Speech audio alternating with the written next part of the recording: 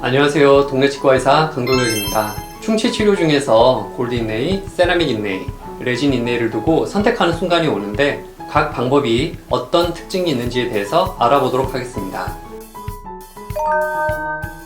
일단 충치 치료로 널리 알려진 레진 치료에 대해서 설명을 드릴게요. 충치의 범위가 넓지 않으면 썩은 부위보다 안 썩은 부위가 넓습니다.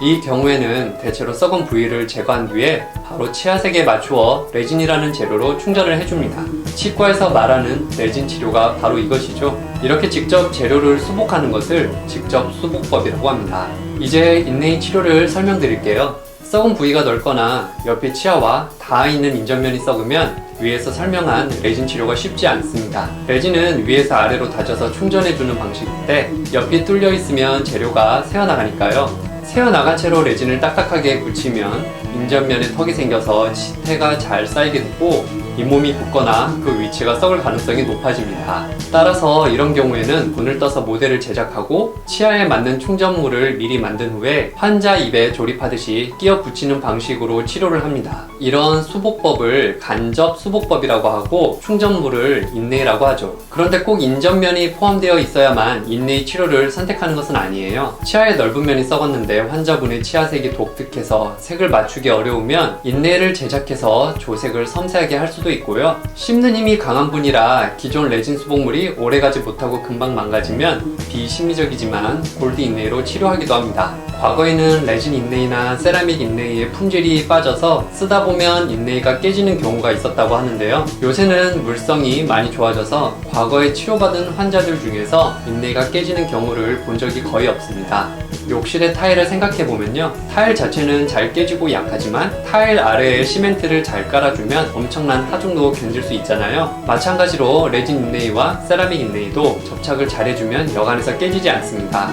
위에서 말씀드린 대로 레진 인네이와 세라믹 인네이 자체가 물성이 약하진 않아서 시간이 지나면서 말썽을 일으키는 부분은 치아와 인네이 사이의 접착면이죠. 인네이를 치아 빈 공간에 채우도록 만들 때 빈 공간에 완전 딱 맞게 만들면 삽입이 되질 않습니다. 그래서 미세하게 작게 만들게 되고 이 미세한 틈은 접착제가 채워주게 됩니다. 접착제는 시간이 지나면 균열이 생기고 깨지고 그 틈으로 세균이 들어가게 되면 빠른 속도로 날아갑니다. 그럼 인네이와 치아 사이에 세균이 증식하면서 까맣게 띠가 생기게 되죠. 이렇게 가느다란 실선 정도는 균열 초기이기 때문에 쓰시는데 별 문제가 없지만 이렇게 선이 굵어지고 아래쪽에 멍처럼 어두운 기운이 깔려 있으면 하방에 우식이 진행되는 거라 인네이를 제거하고 치료를 받으셔야 합니다.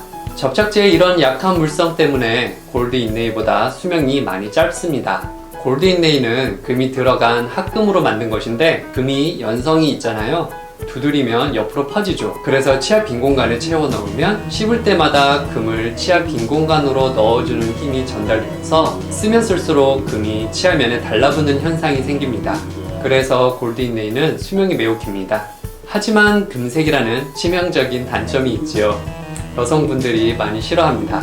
그리고 열 전도율이 좋아서 충치가 깊었다면 치료 후 몇 달 동안은 온도에 민감해서 찬물, 더운 물에 실을 수 있어요. 골드 인네이는 유지력이 좋아서 여간에서는 잘 떨어지지 않는데요. 제가 골드 인네이로 치료해서 지금까지 떨어진 적이 한 번도 없었습니다. 그 정도로 유지력이 좋습니다. 그래서 이갈이를 하거나 씹는 힘이 좋은 분들은 금 인네이를 권해드립니다. 그런데 타치과에서 치료받은 골드 인네이가 떨어져서 오시는 분이 있는데요. 다 그런 것은 아니지만 인네이 모양이 좋지 않은 게 원인인 경우가 많더라고요. 인네이가 잘 빠지지 않는 유지력이 발휘되려면 와동 모양이 중요한데요.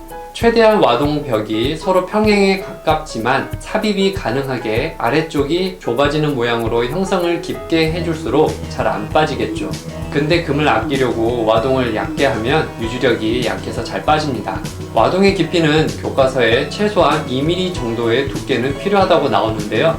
금 인네이가 빠졌는데 호일처럼 얕다면 그 치과는 거르시는 게 좋습니다. 지금까지 인네이를 종류별로 살펴보았는데요. 정답이 있는 것은 아니고 상황에 맞추어서 종류를 선택하는 것이 좋을 것 같습니다. 이번 영상은 여기까지입니다. 감사합니다.